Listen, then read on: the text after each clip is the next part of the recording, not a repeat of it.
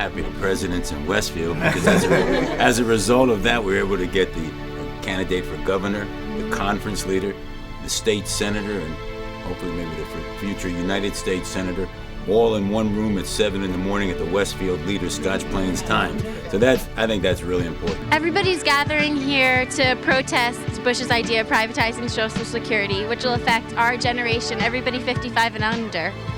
I think the president's going to tell people the truth, that Social Security is in serious trouble, that it's been ignored for a long time, and if left ignored, it's going to be bankrupt, and no one should be able to expect any benefits. So he's going to make a proposal on what he thinks should be done about it, and I think there's going to be a great debate. Well, I'm very much against most of Bush's policies. I think he robbed the election, and I think it's a terrible mistake to privatize Social Security. I can't understand why anybody would want to do that in their right mind when Wall Street has failed so many times. It would just jeopardize people's financial security at a time when they really need it. All the money that I get from my job that goes to Social Security is a huge chunk, and I'm probably not going to see it when I get older. The President of the United States is coming to New Jersey, number one, and number two, he's talking about issues that are going way out in the future. Most politicians are defined as people who only live day to day, year to year, election to election. This is an issue that's going to affect folks that are anywhere from 18 on up forever, and I give him a lot of credit for doing that. And the other side is, as Paul said, they don't have anything to say. When we expose the president's plan to the truth, we know that it dies under its own weight. People in this country want to keep the social compact that we had under Social Security. We're not going to turn against each other. We're going to turn towards each other. We're going to move forward together as a country, not move down the road of individualism. And lastly, we're not going to let the president destroy the greatest governmental program to create retirement security and lift seniors out of poverty that any country in the world has seen. Mr. President, you are not welcome with your program on privatizing Social Security. Go back to Washington, sit down with us, and we'll show you how to really save Social Security. I think we should be right at the Armory, right where it is. That way we could, our voice could be heard even more. Simply put, I think the realistic approach of Republicans generally to money matters, and especially this president, is just common sense. And fortunately, we have a president who will take a stand on difficult issues. $5 trillion worth of debt, 46% benefit cut, and stock market playing gambling. I think you're in Atlantic City, not in Westfield, New Jersey, and we're not going to gamble with our Social Security. This is a New Deal Democratic program, one that works, and the Republicans are attacking it and trying to basically end this very important program that we've all come to count on for the past 50 years. And the other side is dealing with fear. They're sitting there saying, my goodness, if we actually let you control your own dollars, you'll goof it up. And that's their attitude. Our attitude is, if we let you control your own dollars and do it in a responsible way, you're going to be better off. You're going to have more money, more confident in your retirement. That's really what it is. It's about fear and hope, and I prefer to fall on the side of hope. A lot of the same bankers that financed Adolf Hitler, banking families, are behind the push to privatize Social Security, because it's not just about the money. They need $4 billion a day. Bush and Cheney and John Snow are on the 60-day tour. They were told by Alan Greenspan and George Shultz that they got to do this because they need to steal the Social Security Trust Fund money now to bail out Wall Street, because the dollar is crashing, the whole system is coming down, and they need $4 billion per day in order to try to keep the system afloat a little while longer until they can consolidate a fascist dictatorship, and impose social control and fascism. So it's really about killing people. It's not about money. None of these proposals impact individuals over 40 or 45 in any way, shape, or form. What this is a discussion about is what to do to change the dynamic going forward. And that's a dialogue that needs to be had not only on Social Security but on a variety of government programs going into the future to figure out how we can get programs that create opportunity and enhance responsibility and enhance the ownership society so that people can take advantage of their future and control their future. Where are we walking to so fast? We're walking to the Armory.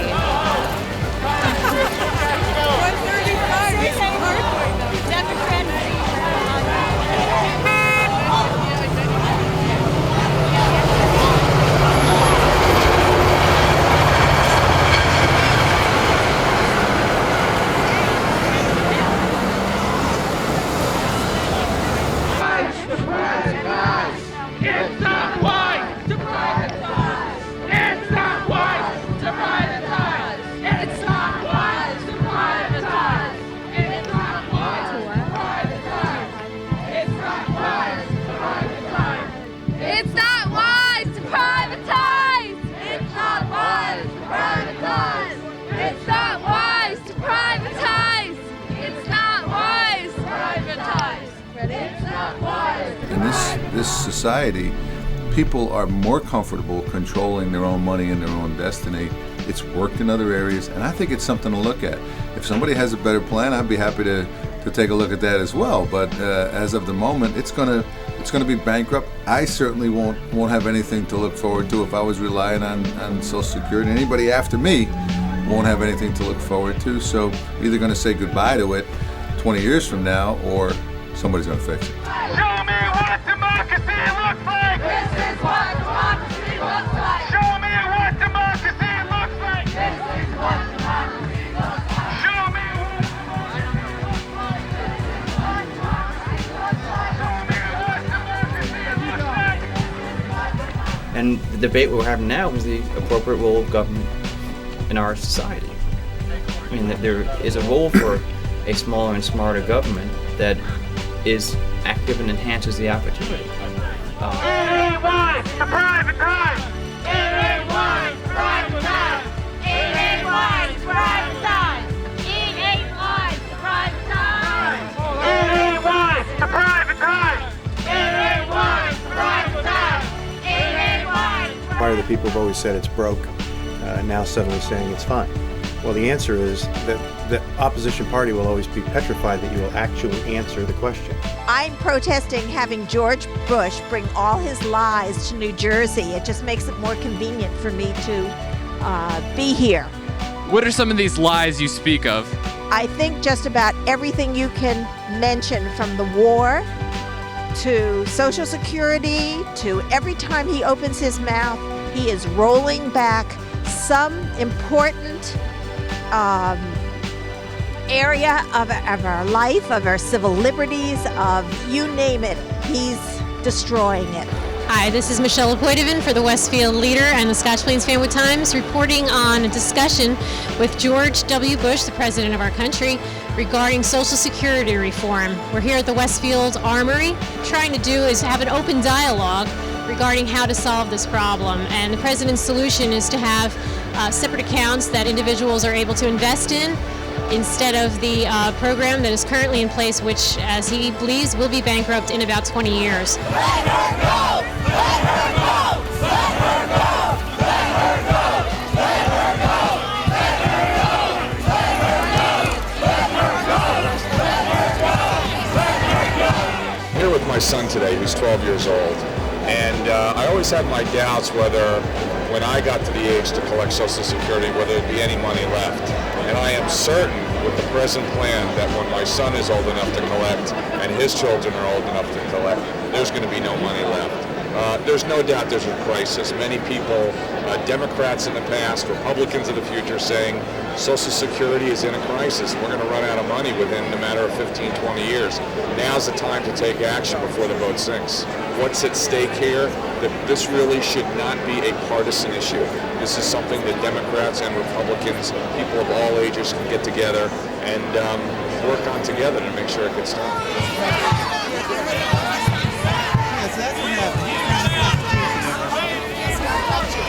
I guess What do you think it is for Westfield people to have the President of the United States coming here? Oh, I think it is such an honor, and I think each one of us should feel very, very blessed and very lucky to be here today. I don't think it happens too many times in a person's lifetime, so we're very lucky to be here, and I'm honored. I'm very happy that President Bush is coming to Westfield. I think it's a historic moment, and I think that it's a moment for everybody to come together and celebrate the fact that he's here.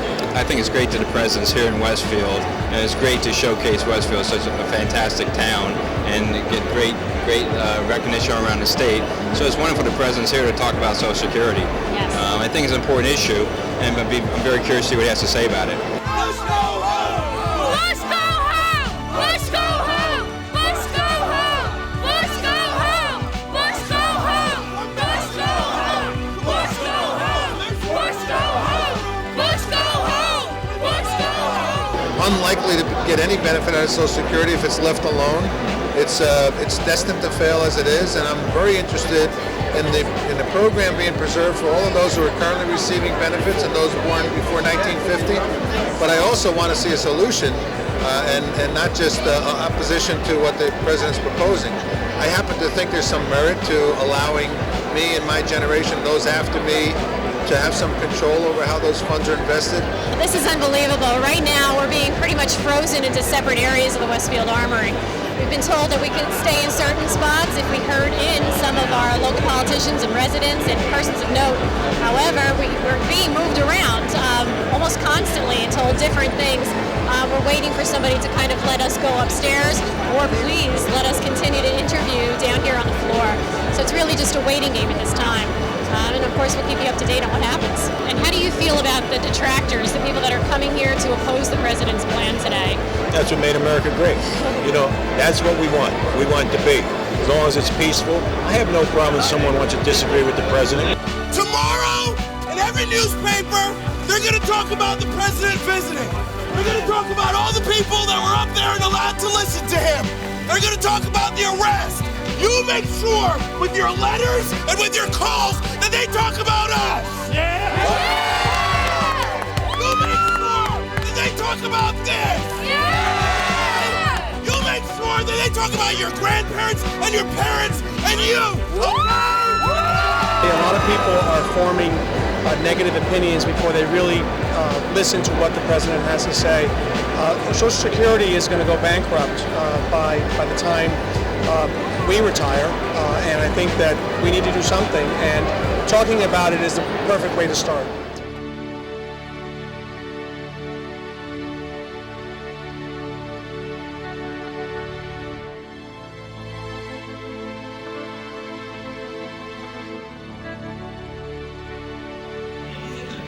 Please welcome Congressman Michael Ferguson.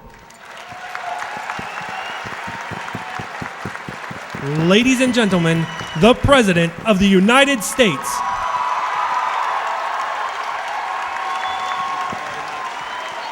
have 4 little ones.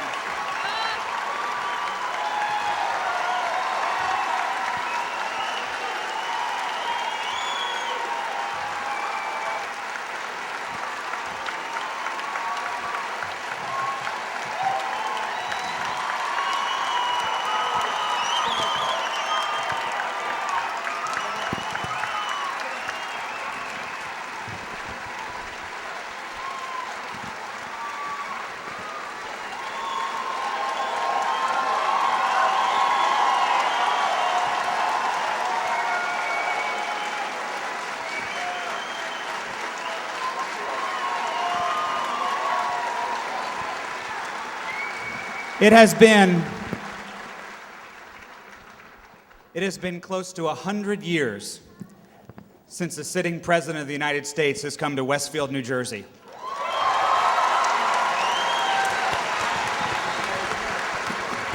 In 1912, President Taft was here to campaign when he was running for re-election against New Jersey's own Woodrow Wilson. Today, almost 100 years later, Westfield, New Jersey is proud once again to host the President of the United States.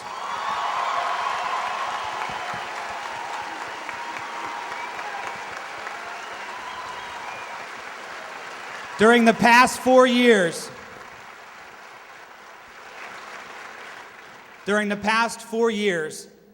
our nation has faced some of its most difficult challenges, and President Bush's leadership has led us through these difficult days.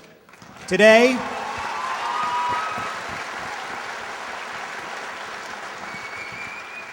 President Bush is bringing that leadership to another challenge, the challenge of strengthening Social Security for today's retirees and for future generations.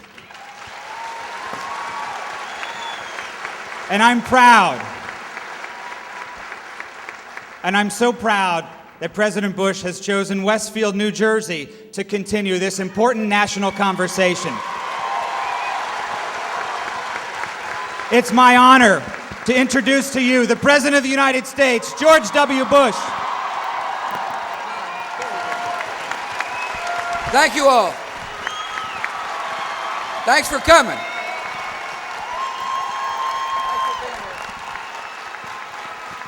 Okay, let's get to work.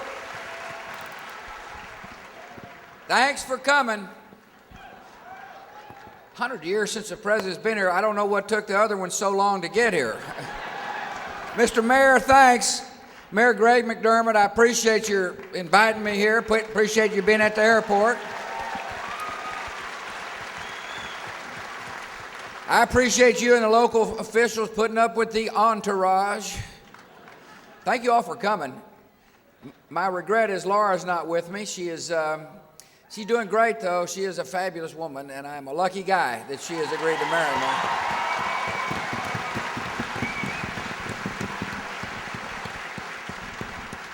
I got some things I want to talk about. I want to talk about freedom and peace. I want to talk about growing this economy. I want to talk about Social Security. Before I do so, I do want to say thanks to Congressman Mike Ferguson for his great leadership in the House of Representatives. And Maureen, it's good to see you, Maureen. I see her. She's doing great. Thanks for coming. Rodney Freeling-Heisen is with us. Rodney, thank you, sir.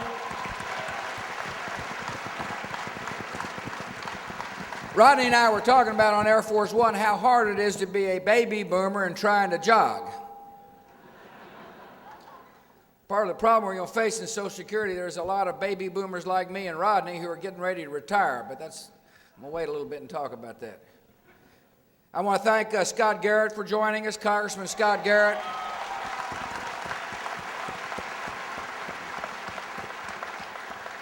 I'm very honored that Congressman Steve Rothman is with us. I'm honored you're here, Congressman. Thanks for coming. I appreciate you coming. Thanks for being here. I want to thank, there's a congressman you probably have never heard of, or maybe you have. I shouldn't do that. I mean, that's unfair.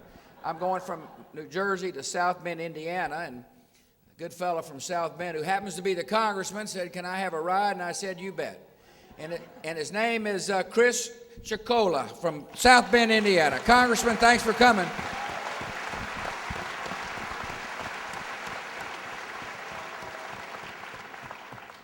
Mike Chertoff, anybody ever heard of him? He's now the Department of Homeland Security.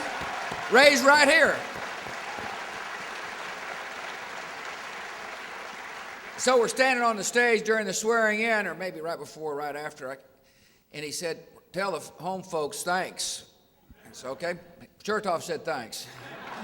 And I say thanks to Mike Chertoff for agreeing to serve in the Department of Homeland Security. He has got a big job. But he's capable of handling that job, and that job is to do all we can to make sure all federal agencies work together to protect the American people. And speaking about protecting the American people, I want to thank the family members and the supporters of the Guard unit right here from this armory that is in Iraq right now.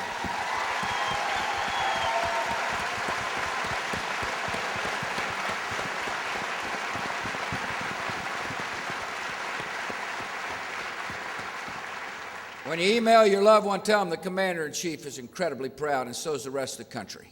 And we are thankful for the sacrifice and service not only of the men and women who wear the uniform, but of their families as well.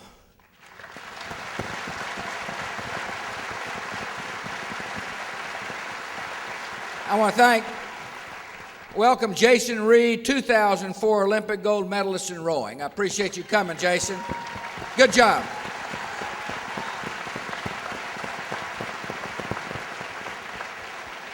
Today when I landed, I met John Herman. John is a volunteer with the Retired and Senior Volunteer Program of Union County, New Jersey. What he does, he knows something about accounting. And so at tax time, he helps the disabled or low income or elderly individuals fill out their tax forms. What he is, he's a soldier in the army of compassion. He's a person who has taken his life, time out of his life to lend his talents to help a neighbor in need. And the reason I bring that up is there's all kinds of ways to serve our country. We've got those wearing the uniform serving our country, whether it be abroad or here at home. But you can serve your country as well by feeding the hungry, or finding shelter for the homeless, or helping a low-income person fill out a tax reform. You can serve your country just like John Herman is by volunteering and loving a neighbor just like you'd like to be loved yourself. If you want to serve America, do so by helping save a soul and save a life. This country's real strength are the hearts and souls of our American citizens.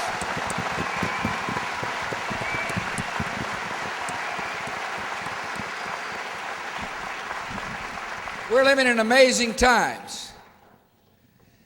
You know, I want the youngsters here to just remember the times in which you were growing up. In Afghanistan, millions voted for a president. The Palestinians elected a new leader. In Iraq, over 8 million people, in spite of the violence, in spite of the threats, said, we refuse to be intimidated. We're going to vote. We want to be free.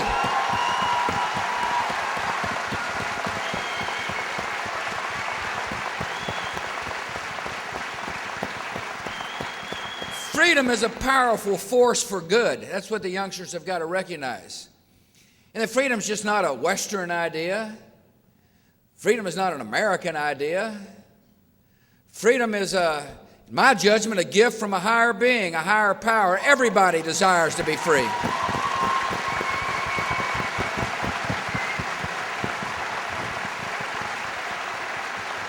And the job of the United States is to work with others to help people realize what's deep in their soul, and that is the desire to live in a free society. And it's our interest we do so. Many of you were affected by the attacks of September the 11th. We'll stay on the hunt. We'll disrupt al-Qaeda. We'll find them wherever they hide. But I will tell you the long-term solution to defeating hatred and hopelessness and the dark vision of al-Qaeda and the likes of them is to spread freedom and hope around the world. And that's what you're seeing today.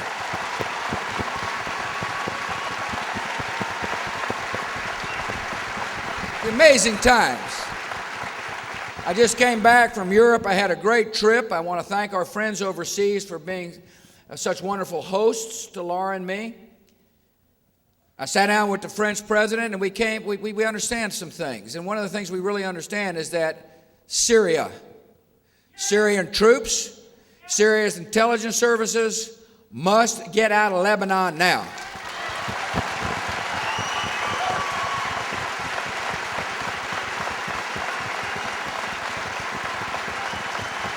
Lebanon is a democracy.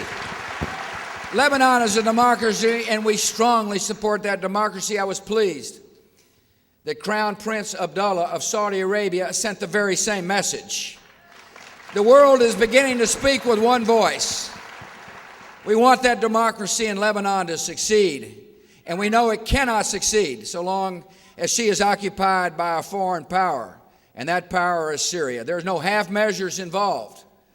When the United States and France and others say withdraw, we mean complete withdrawal, no half-hearted measures.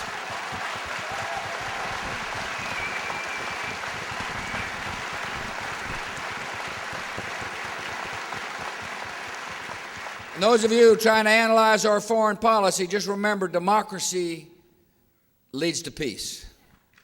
The peace we all want for our children and our grandchildren. Economy's getting better. Today we got some good news. We added 262,000 new jobs last month.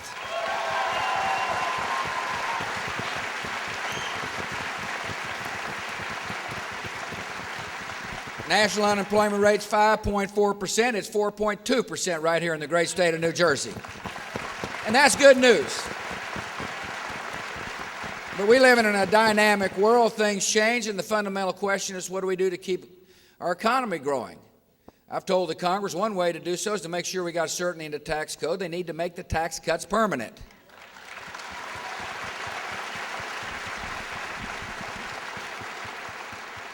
I sent up a budget that says I understand we need to do something about the deficits, and I'm looking forward to working with the budget committees in both the House and the Senate. I thought it was pretty smart of me to say to the American people at the State of the Union, we're going to be wise about how we spend your money, and if the program's not working, we're not going to spend the money on it. Seems realistic and logical. I want to thank the House and the Senate for getting a good piece of legal reform to my desk. One way to make sure the economy continues to grow is to make sure the scales of justice are balanced. They were not balanced when it came to class action lawsuits. Too many class action lawsuits were driving too many good people out of business, which meant people weren't able to find a job. And so we reformed the class action lawsuit system in America for the better. And they need to do the same thing on asbestos reform and medical liability reform.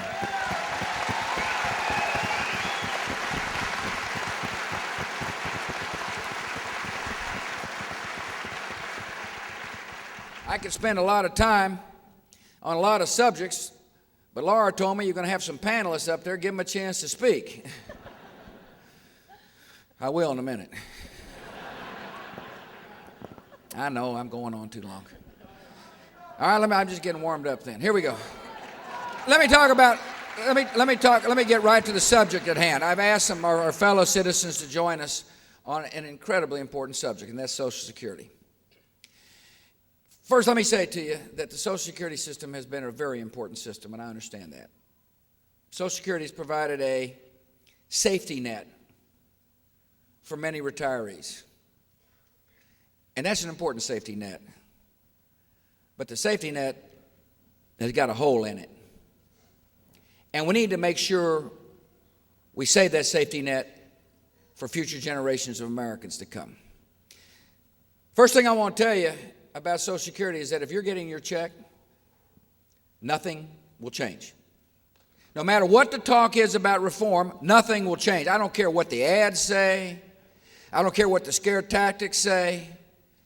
You're going to get your check, just like the government said.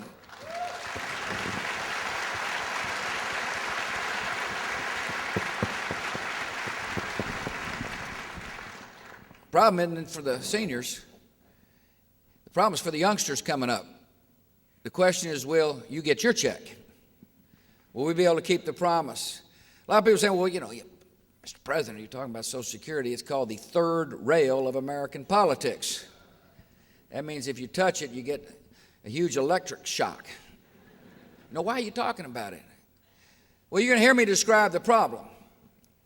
But I think we have a duty in elected office to confront problems and not pass them on to future presidents, future Congresses, and future generations.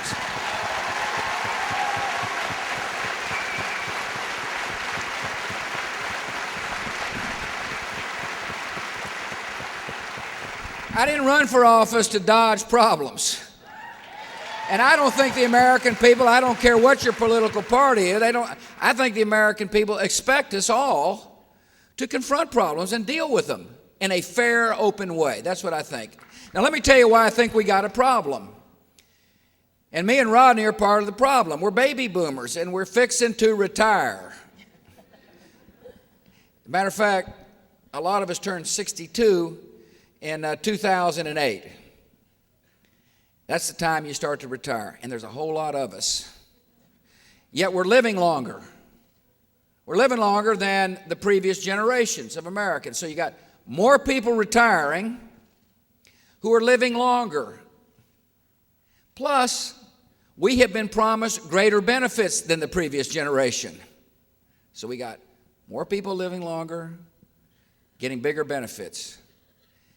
And the problem is that the number of people paying into the system is shrinking. If you look over here, in the 50s, 16 people were paying into the system to pay for one retiree. So if that person was to get $14,200, say that'd be $900 a payer. The system now is 3.3 people paying into the system. In a decade, it's going to be two people paying into the system. Now, this is a pay-as-you-go system. In other words, it says when you retire, somebody's going to have to pay for your benefits. It's not a savings account.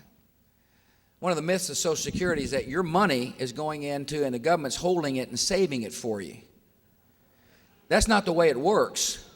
Your money's going into the system and it's getting spent.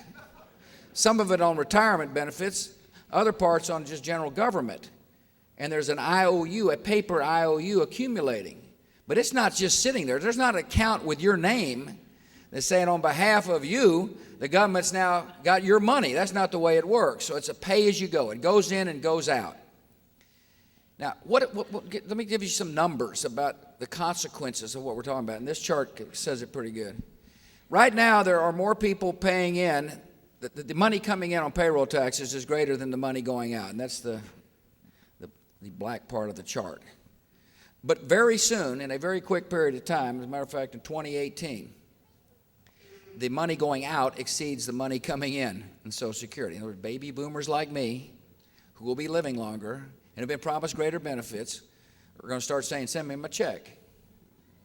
And those of you paying in are going to start to have to pay into a system that is going into the red every year. As you can see, the number gets worse and worse as time goes on. In 2028, the amount of the money that needs to be paid in order to make the promises is $200 billion a year, above and beyond payroll taxes. And it gets bigger every year. Gets into $300 billion a year. So when you got more money going out in terms of the promises made to baby boomers retiring and fewer people paying in, this thing gets into the red in a real hurry. That's why I say we got a problem. Now, 2018, some would say, that's not, that's pretty far down the road, isn't it? Think about that. 2018, if you're a mom with a 5-year-old child, that person's going to be driving and you're going to get gray hair before you know it. I mean, we're talking about right around the corner when you think about it. Those of us in public office must look down the road. We can't say, well, don't worry, I'm on a 2-year term, or I'm on a 6-year term, or I'm on a 4-year term. We'll just let somebody else deal with it. Because the longer you wait, the harder the problem is. Imagine waiting until 2018 and you're a young worker and the government says, oh, by the way, I'm going to have to raise your payroll taxes again in order to pay for the benefits we promised. Or we're going to have to slash this program, that program. I mean, eventually, when you're spending at least $200 billion above and beyond that which you got in payroll taxes and increases every year, something drastic has to happen. If we act now, we can do so in a way that saves the system for younger workers. I'm going to tell you again, I'm going to keep saying it all around the country, and I like doing this, by the way. I like going around the country saying, folks, we have got a problem. And I like saying to people, don't worry about it if you've been born prior to 1950. Nothing changes. You're going to get what you promised. But I'm also saying to younger workers, you better listen carefully to this debate. Because you're the ones who are going to have to pay for it. And if I were you, I'd be saying, well, if we have a problem, Mr. President, what do you and the Congress intend to do about it? Right now, we're wondering whether we got a problem. I've been reading the newspapers and been seeing some folks saying there's not a problem. He's just exaggerating. Well, I'm going to keep telling people we got a problem until it sinks in, because we got one. The facts are irrefutable. You can't dodge whether we have a problem or not. Because, see, the next follow-on question to that is, if you got a problem, what do you Republicans and Democrats and few independents tend to do about it up there? You going to sit around and play politics? Or are you going to get at the table and do your duty as public servants? And so I started that process when I gave my State of the Union. I said, put your ideas on the table. I said, come on, bring some ideas forward. We have an obligation. And I reminded people that Senator Daniel Patrick Moynihan had some good ideas. President Clinton, my predecessor, had some good ideas. Former Democrat Congressman Tim Penny had some good ideas. All of them interesting ideas that need to be in the mix in order to permanently solve this problem. And so I want to say again to folks who are listening here today, I'm really interested in working with members of both parties to be able to say we've done our duty. Now, I've got some ideas, and I want to share one of the ideas with you right now. I believe in order to make the system work better for younger workers, they ought to be allowed to, at their choice, to take some of their own money and set aside in a personal savings account. That's what I think we ought to consider.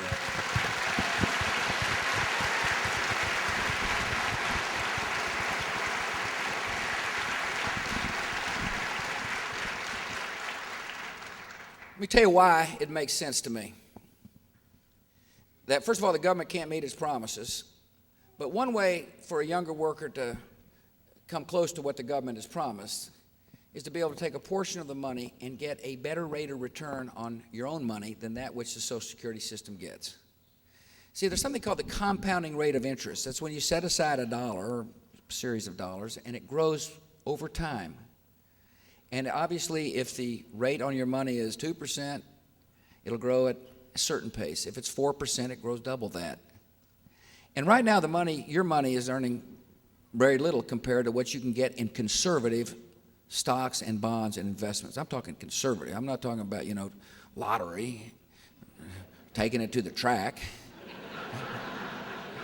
A conservative mix of stocks and bonds, just like federal employees get in the Employee Thrift Savings Plan.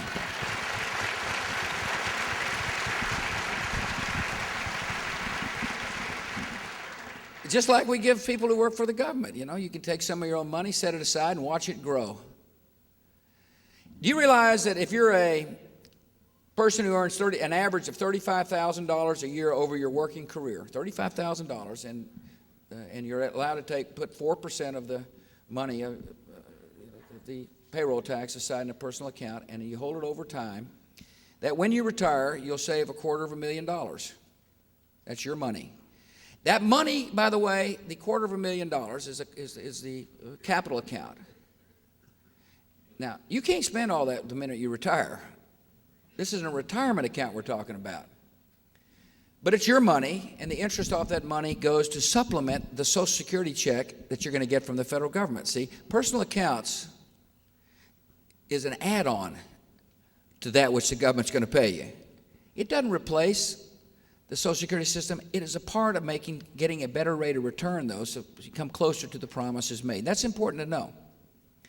Secondly, you just can't take it all out. I mean, it's a retirement system. There will be rules about withdrawal. You can't put it in certain things if you startups. There are guidelines to encourage you to make the right kind of investments. Now, you can alter stocks and bonds and different things, your choice. But it's been proven that when you hold money over a period of time in safe, conservative investments, it gets a better rate of return than the money you get in the Social Security system. So there'll be guidelines about what you can invest in. We got to make sure the system is fair to poor Americans. And so there's ways to make sure the benefit structure is fair. But let me talk to you about investing. There's a certain notion in America that the investor class is only a certain type of person. I just don't believe that. I don't subscribe to that. I don't think that's what America's about. I think we ought to encourage people from all walks of life to own something. I think ownership is a vital part of being a productive citizen in our country. I think we ought to encourage ownership, not discourage ownership. And I think we ought to recognize people from all walks of life are plenty capable about managing their own affairs.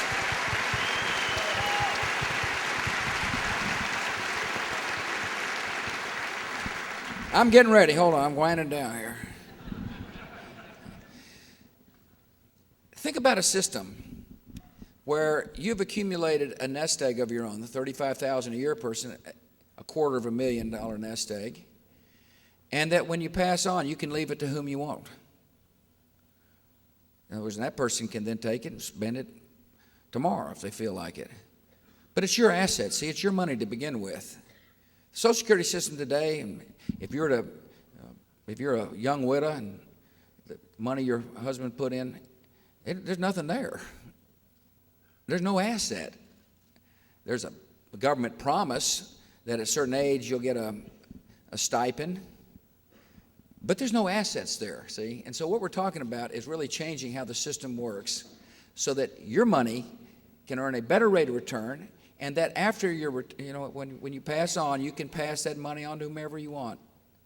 So we're talking about helping people build up an asset base which I think is a vital part of a stable future. It also has the added benefit of providing more savings, and when there's more savings, there's more investment, and there's more investment, there's more jobs. It'll be good for the economy as well. So I'm interested in this idea. I'm excited about it. I've spent a lot of time talking about it to people. I understand we're going to have to explain to people, over time when we talk with Congress how this works. I've said it makes sense to phase it in very slowly so that we can better afford the transition cost to go from one system to another. But I'll tell you this, if we don't act, we're looking at about $11 trillion hole for the American taxpayers that are coming up. This is a big liability, not for me and baby boomers. We're fine. Rodney and I are just fine. We lucked out when it came time to the year we were born. But if you're born, if you're a young worker, you've got a problem. And I repeat, I hope that as time goes on and this debate goes forward, that you understand the power of your voice to say to people, we've seen enough of this, we're not going to move because somebody might look good, or we don't want to do it because my political party told me not to do something. Now's the time to get rid of all that deadlock in Washington and focus on the problem for the good of a generation to come.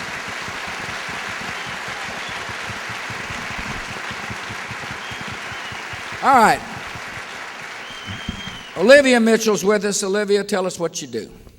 Thank you very much, Mr. President. It's a delight to be here with you today. I teach in the area of pensions and Social Security at the Wharton School at the University of Pennsylvania. And I have to say, teaching young folks about retirement saving is a tough thing to do. But what you have accomplished this year is raising people's attention on this topic, probably the most important domestic agenda item, if you will. As you pointed out, the economics and the finances of the program are in dire straits. Within 13 years, the revenue coming in won't be enough to pay benefits.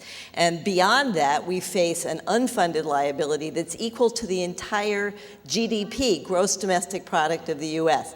This is not Social Security, this is social insecurity, and we have the responsibility to fix it. Social Security is also not fair. There are many people who pay in their entire lifetimes, low-wage workers. Their benefit at retirement is below the poverty line. That's a hole in the safety net, as you pointed out. We need to fix that. So at the end of the day, it's my view that personal retirement accounts should be and must be part of a reform system. They'll be more transparent.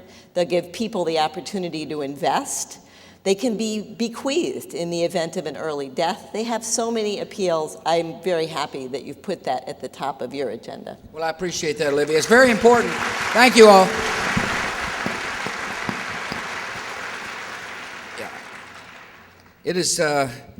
It's very important for those folks. And listen, I understand. There's a lot of people who rely exclusively on their Social Security check. And I know that. And it is very important for people to just not be frightened by the discussion about making sure your grandchildren have got a system around. I mean, one of the great things about the generation who now relies upon Social Security is there's a deep concern about generations coming up. And this really is a generational issue, and I want to thank you for bringing that up. Speaking about that, we got John Bly with us. Welcome. Hi, Mr. President. How are you? Fine, thank you. My name is John Bly. I reside in East Northport, which is in the town of Huntington in Suffolk County in Long Island. I'm here tonight with my daughter, Lisa, who lives in Westfield. Yeah, Lisa invited Dad. That's good. Yeah. It's a good thing I brought my Sunday suit. I'm here tonight with my wife, Libby, my other daughters, Beth and Janine, my sons-in-law, Will Engler, who lives in Westfield here, and Larry Como, and my 7 grandchildren. And we're real pleased to come and support the president because we have a president that we can respect and a president we can believe in.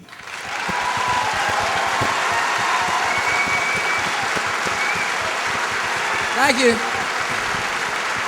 Thanks, John. I appreciate that. Thanks, yeah. Social Security. That's why we're here. I graduated from Fordham University in 1961. Yeah, the Alumni Association's here. That's good. And the Monday after my graduation, I started work in the aerospace industry and continued that for 42 years. Things were different back in the 60s and the early 70s, and we weren't thinking about retirement. And I really didn't get started on my retirement until about I was 20 years into my work period. So for the last 22 years, I was able to build up my pension. I was able to supplement it. I would build up my 401k. I was able to supplement it, and I have my Social Security benefit. Libby and I depend on our pension, on our IRA account, and we depend on our Social Security supplement to maintain our standard of living on the island. It's very, very important to us. But I'm not concerned about Social Security. I am protected. I have my benefits. As a parent and as a senior citizen, and relating to all my other senior citizens, our concern mainly is not our benefits, because we have them. We're concerned about our children and our grandchildren. We're concerned about their future. We're concerned about maintaining the American ethic of life, liberty, and the pursuit of happiness, and to make sure that they have that. And looking at the government proof-tested thrift plans that exist with the Congress and with the government employees, I don't see where there's a big problem. Private accounts are going to pay more. Private accounts are going to be vested. Private accounts are going to be yours. You'll have ownership and control. You'll have something that you can see grow, and they'll be available for you and your family. And I am so happy about what the president is doing, because like in other areas like in education and taxes and health care, he's leading the drive to make a sound America for our children. And he's to be applauded for that. Well, I appreciate you, John. Thanks. Good job. Thank you. Very good. See, I think the operative word is that he's not worried about getting his check. Counts on his check, not worried about it. That's what one of the things I'm going to continue saying around this country. And by the way, this is state number 10, and tomorrow's 11, and I'm keeping moving. I just say I'm going to go to a lot of places. I'm not going to go away on this issue because it's vital, and we got to do something for the younger folks. And the fact that John said he's not worried about the check that he's been promised, is an important statement. He said, I need it, and I'm not worried about it.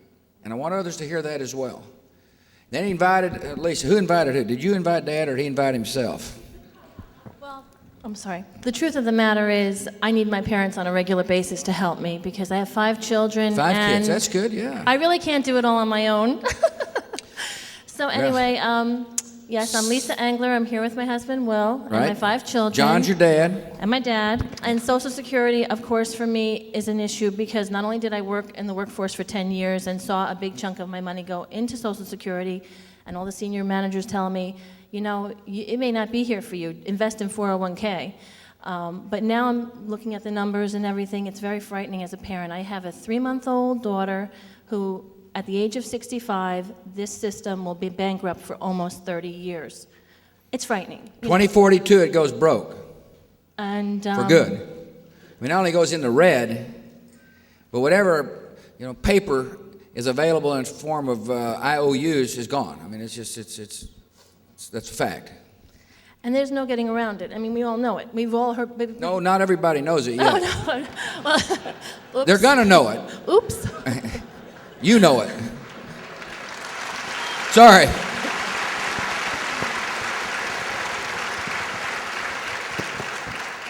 Well, as a parent, as I just said, I'm concerned because my children will be inputting into a system that's going off a cliff. And basically, it's going to cause tensions between the young and the old. And this is something that really concerns me. And I don't want to see that happen. The system that was originally designed was not meant for our young people to have such a burden. It was meant to be a safety net. And based on the changes in demographics, we need to face that and change the system to be reflected accordingly and to work. And we all have experience, or not all of us, but a lot of us have experience with 401ks or some form of investment, and the younger generation especially is having more experience with that. And it seems to be tried and true, and I'm very excited about it because it creates a direct line for my children to have money that they put into a system, that they can put part of their money into the system and part for their own personal account. That's theirs, that they can count on in the future when they're figuring out their retirement. And it takes away some of this tension, I think, between the generations. And it's a fairer, more equitable system that is accountable, because you know it's your money, and we all know when it's ours, we watch it. There you go. Yeah, and not only that, that's a good, very good.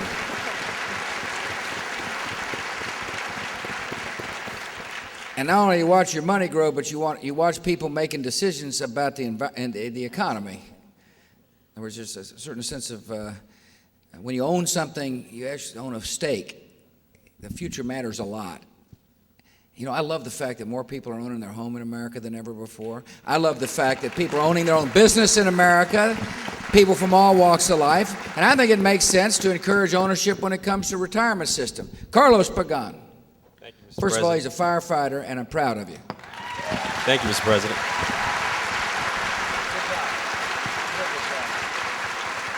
All right, where are you a firefighter? I'm a fireman in the city of Patterson. Good, yeah, thank you. Staying in good shape? Yes, sir. Think about those firefighters, they stay in good shape. You also? I own a real estate company in the city of Patterson. Again, my name is Carlos Pagan. I'm 33 years old. I'm raising 2 kids. I have a daughter named Vanessa. She's 15. No, and my son, you're not Steven. 15. Okay. He's 13. So like teenagers? Yes, sir. Yeah, I've been there.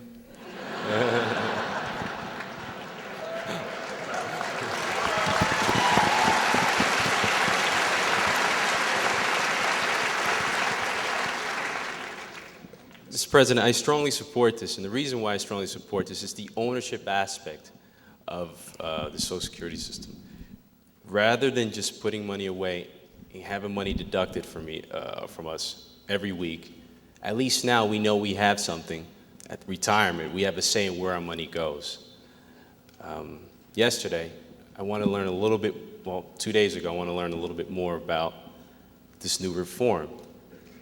And I sat with like 10 agents, and I asked them if they knew anything about the current Social Security system. They knew a little bit. And I asked them if they knew anything about the reform. They really didn't know much. So we sat down for an hour, and we went on the internet. And to make a long story short, at the end of the hour,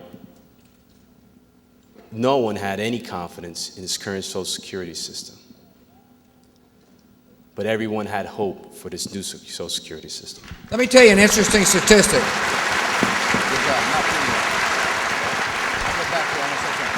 You know, Carlos just raised something. The other day I was at one of these forums, and the person said, people like me, she had read a survey that said people her age thought they were likely to see a UFO before they'd get a Social Security check when they retired. Kind of interesting observation, isn't it? So here's Carlos, firefighter, saying, just give me a chance to manage some of my own money. Things have changed in America since I was Carlos's age. I mean, I don't remember 401ks when I was 30 years old. Maybe they were there, I just wasn't observant of it. I don't think 401ks came into being. I don't think there was this notion of defined contribution plans. Except here we are talking to a brave firefighter talking about, give me a chance to contribute to my own plan. It's kind of interesting, isn't it? It's an interesting shift of attitude. There's a lot of folks that maybe not realize this. There's a whole kind of investor culture that is growing up throughout the whole younger generation. People are used to it. People are used to the concept of opening up a quarterly statement and saying, look at my asset base. Look how it is growing.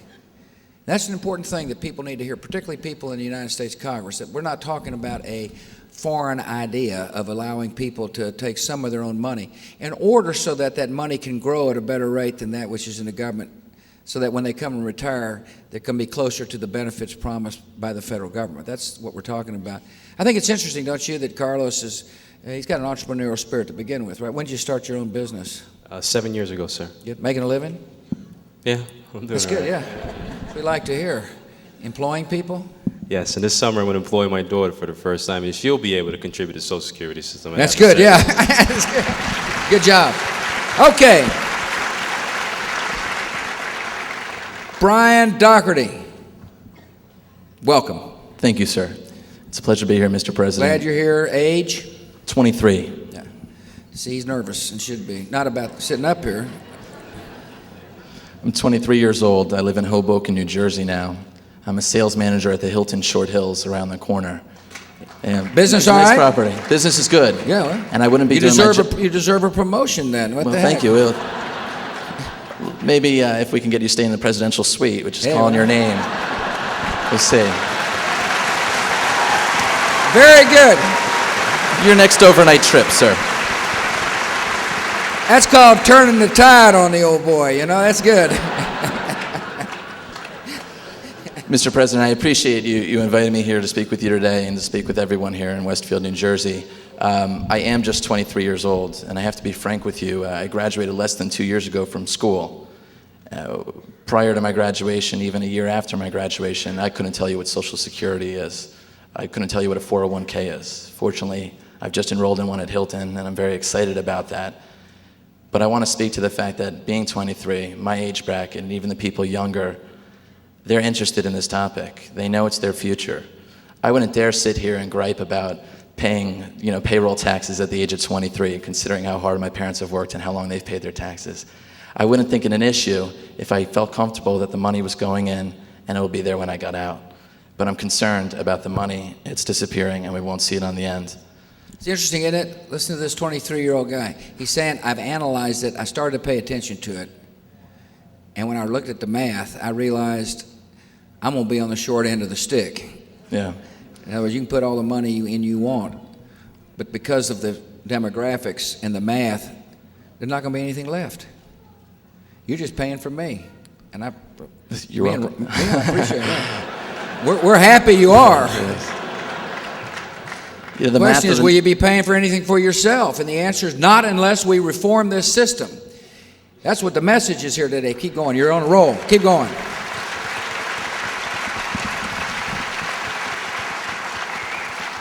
The other thing, Mr. President, we had an opportunity to speak backstage, and I appreciate your listening. I'm here to ask that Congress listens. You don't see many 23-year-olds on the MSNBC circuit or anything like that at nighttime, but we have something to say, and we're concerned about the issue. Yeah. And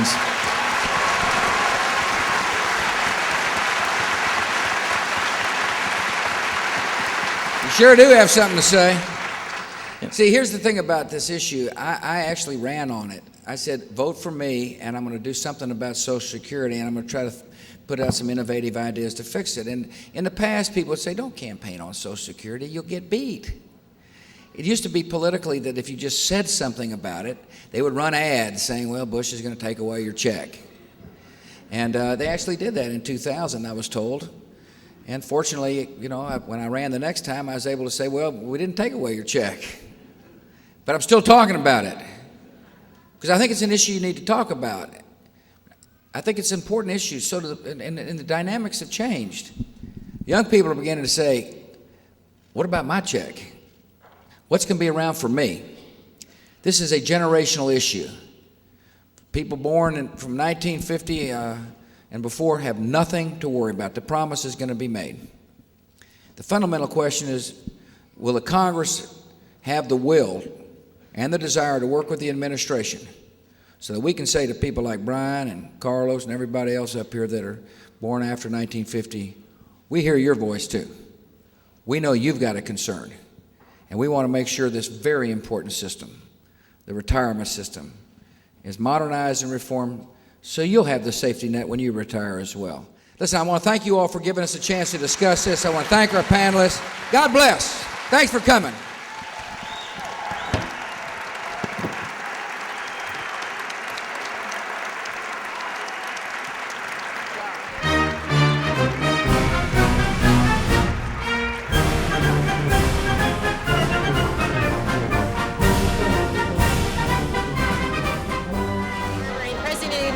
Just finished up his speech regarding Social Security reform, and it was very well received. He was stopped for applause a number of times.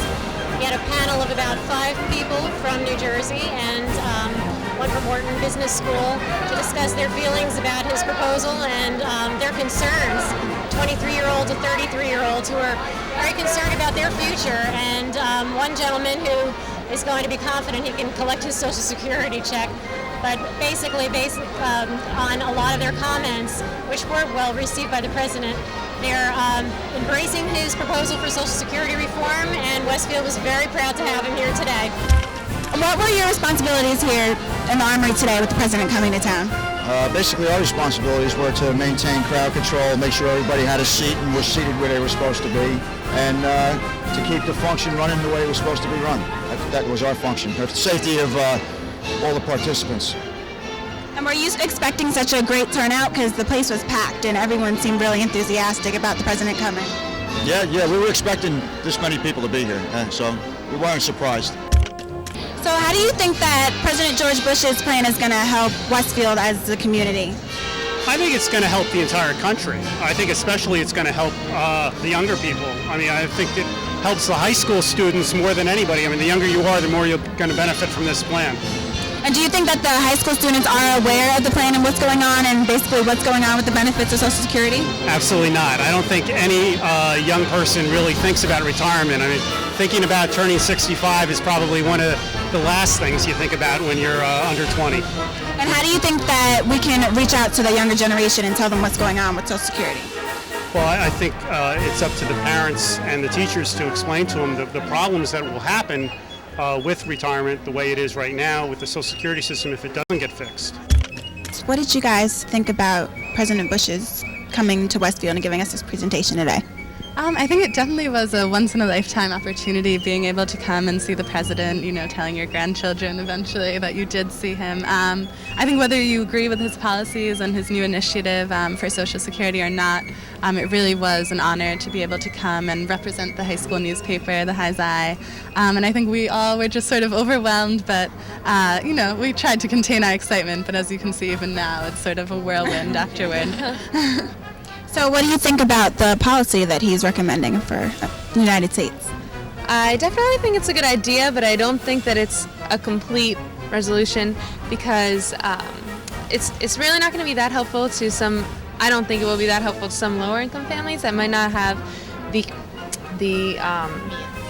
means of saving up so much money for their retirement when they're just trying to like pay off their house or whatever at the time. But I do think it's a good idea, and I'm glad that he's doing something about it because Social Security is definitely taking a fall right now. Yeah. And prior to President Bush coming up with this speech, this plan, did you know anything about Social Security? Well, in my issues class, we're actually studying Social Security right now, and we're doing a paper. So I did know a bit about Social Security, but looking at the past and what is predicted for the future, I'm a little nervous about what's going to happen. By the president coming to Westfield today, and I think this just being one of his 60 stops, I think it's just going to become awareness, and I think that you're going to just take on that own responsibility for yourself. I don't know, how old you are, but at your certain points you're going to say, wait a minute, the president brought something up that's very important to me. What am I going to do with my future when I get out of school and I start making money? How am I going to be able to live when I want to retire? So I think just by talking about it, as he said, and getting a lot of different opinions is going to be able to give him the opportunity to come up with a good plan.